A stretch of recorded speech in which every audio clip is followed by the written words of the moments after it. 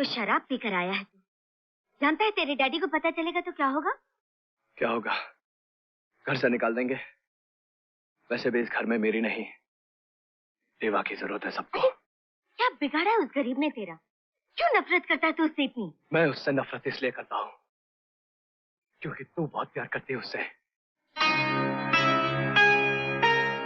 हाँ करती हूँ, क्योंकि मेरे प्यार के सिवा उसके पास कुछ भी नहीं है। तकदीर ने बचपन में उस बदनसीब से सब कुछ छीन लिया।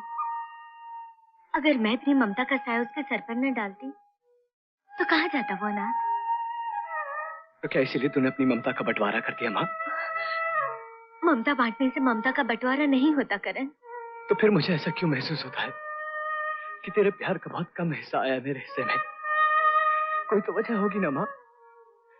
कहीं ऐसा तो नहीं कि देवा अपने आप को इस घर में पराया ना महसूस करे, इसलिए तूने अपना सारा प्यार उस पर निछावर कर दिया, ये सोचे समझे बिना कि तेरा अपना बेटा अपने ही घर में अपने आप को पराया महसूस करने लगेगा। माँ ऐसा मत सोच बेटी। देवा तो 9 साल का था जब मैं उसे इस घर में लेकर आई थी। तुझे तो 9 महीने अपनी कोख में पाला है मैंने। मेरे शरीर का हिस्सा है तू। तुझसे बढ़कर और कौन हो सकता है? मेरे एक चाटे का इतना बुरा मान गया तू कि एक माँ को इतना भी हक नहीं है। तो हक की बात करती है माँ तो मेरी जान ले ले, मैं उफ तक नहीं करूंगा। मगर अब देवा की वजह से दोबारा तूने मुझे चाटा मारा तो मैं तुझे छोड़कर चला जाऊंगा माँ। नहीं करण, तू मुझे छोड़कर गया तो मैं मर जाऊंगी। मैं जी नहीं पाऊंगी तेरे।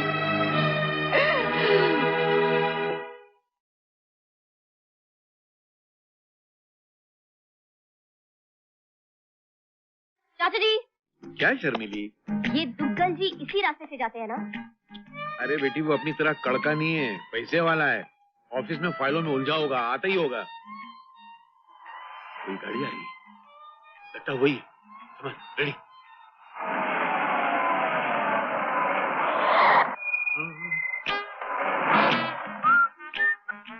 नाम क्या है तुम्हारा? नाम? नाम से क्या काम? काम है इसलिए पूछ रही हूँ। जी राजीव दुग्गल। दुग्गल? चल। कंफर्टेबल है ना? Of course.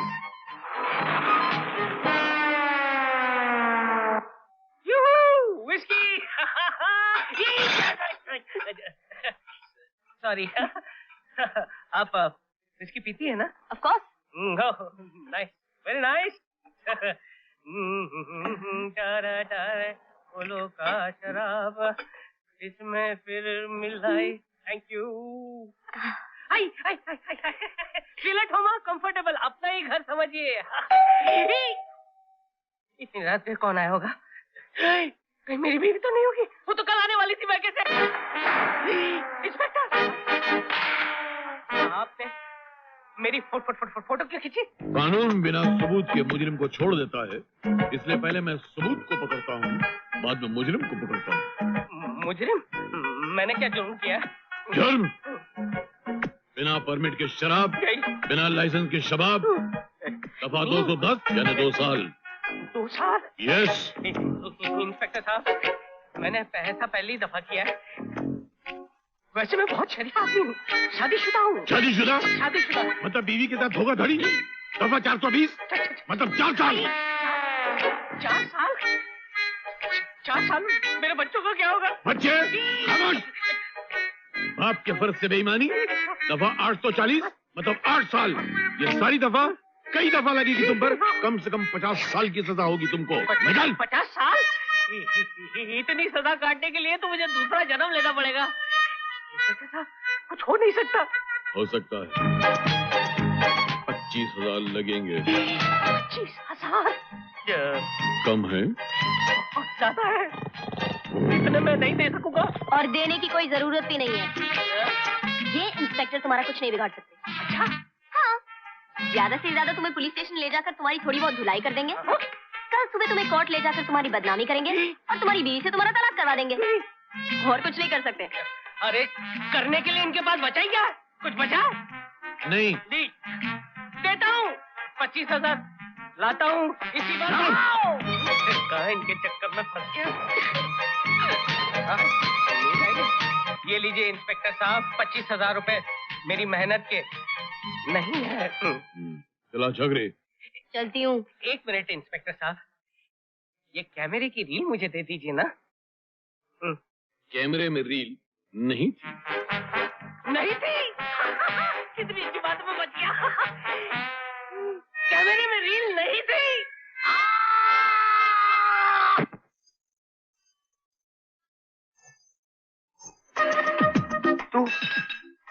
तू यहाँ क्यों आई है छोटी? दहेज जमा कर लिया है मैंने। पूछने आई थी शादी कब कर रहे हो मुझसे? अरे चुड़ैल, अगर तू दुनिया की आखिरी लड़की भी रह गई ना, तब भी मैं तुझसे शादी नहीं करूंगा। मगर मैं दुनिया की आखिरी लड़की भी रह गई ना, तब भी सिर्फ तुझसे ही शादी करूंगी। शादी? विनोद भाई, कौन कर रहा है शादी? कब कर रहा है शादी? ये मॉडल कौन? वो विनोद भाई, वो क्या है कि ये जी मैं इनकी होने वाली बीवी हूँ। बीवी? घणु सारू। आजकल तो हर घर के अंदर बीवी और टीवी का होना बहुत जरूरी है। तुम्हारा ये इंजन कब फिट हुआ? नहीं विनोद भाई, वो तो अरे घबराओ नहीं। आजकल मेरे को भी शादी, दूल्हा, दुल्हन, बारात, हनीमून, इन शब्दों से एकदम प्रेम हो गया है। क्यों? क्योंकि अगले महीने मेरी भी शादी पक्की हो गई है शर्मिली के साथ। अरे देवा, शर्मिली तो गुणवंती और संस्कारी लड़की है ही, लेकिन उसका चाचा, हा, ऐसा मॉडल तो मैंने जिंदगी में देखा ही नहीं। कितना सीधा साधा, कितना भोला, अरे देवता है देवता। तो इसका मतलब आप इनके चाचा से भी मिल चुके हैं? हाँ, आज सवेरे ही दर्शन हुए थे उनके। शादी का जोड़ा, शादी के गहने, शादी का पूरा खर्चा, हनीमून की टिकट सब लेके। आप दोनों शादी में आना हो, मैं सबको बुलाने वाला हूँ। मैं सबको कार्ड दूंगा। कार्ड को प्रेस में जाना है।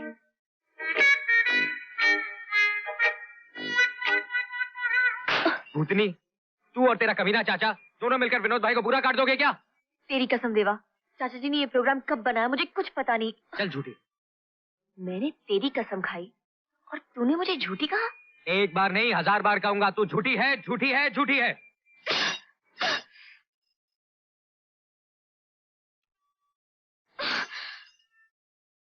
चाहता तो तुम्हारे होठों को भी चूम सकता था, लेकिन ये सजा ज्यादा अच्छी रहेगी। अपने हाथ संभाल के रखना, क्योंकि ये जहां जहां छुएंगे समझना मैंने छुआ है।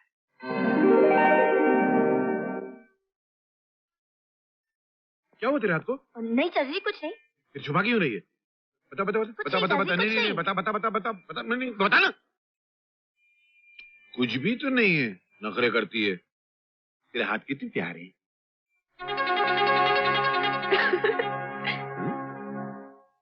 ये हंसी काय को?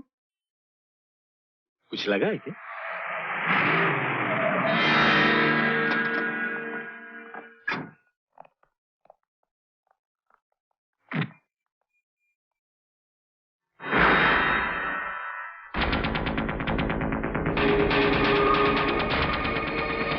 क्या चाहिए आपको?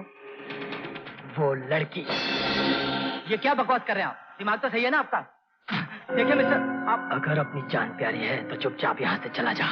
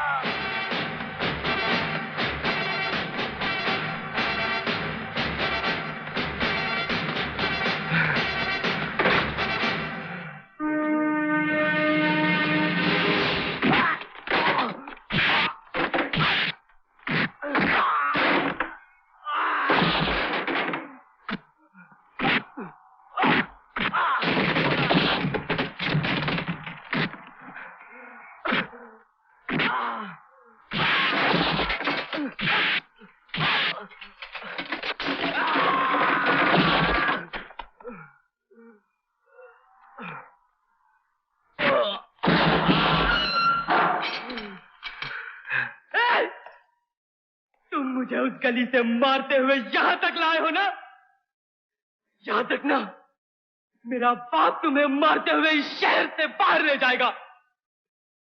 जानते हो मेरा बाप कौन है? तुझे पता है या तुझे भी अपनी मां से पूछना पड़ेगा? लग गई, तुझे अब नजर लग गई। इस सवाल का जवाब तुझे मैं नहीं, मेरा बाप देगा।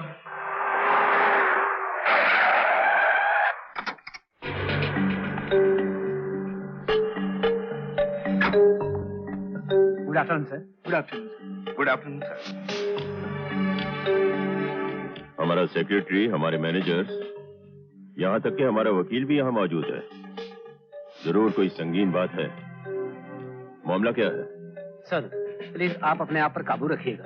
हम सभी जानते हैं कि आपकी सिर्फ एक ही कमजोरी है। क्या हुआ निरंजन को? सर निरंजन बाबा ने एक लड़की का रेप किया है। अच्छा, इतना बड़ा हो गया है वो? कमाल करते हो तुम लोग भी। इतनी मामूली सी बात के लिए इतनी इंपॉर्टेंट बिजनेस मीटिंग से मुझे यहां बुला लिया।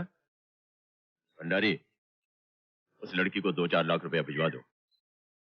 वो लड़की मर चुकी है सर। सर निरंजन बाबा इस वक्त लॉकअप में है। सर वो ऑफिसर जिसने निरंजन को गिरफ्तार किया है बहुत ही टेढ़ा आदमी है। सर उसने बहुत मारा भी है बाबा को।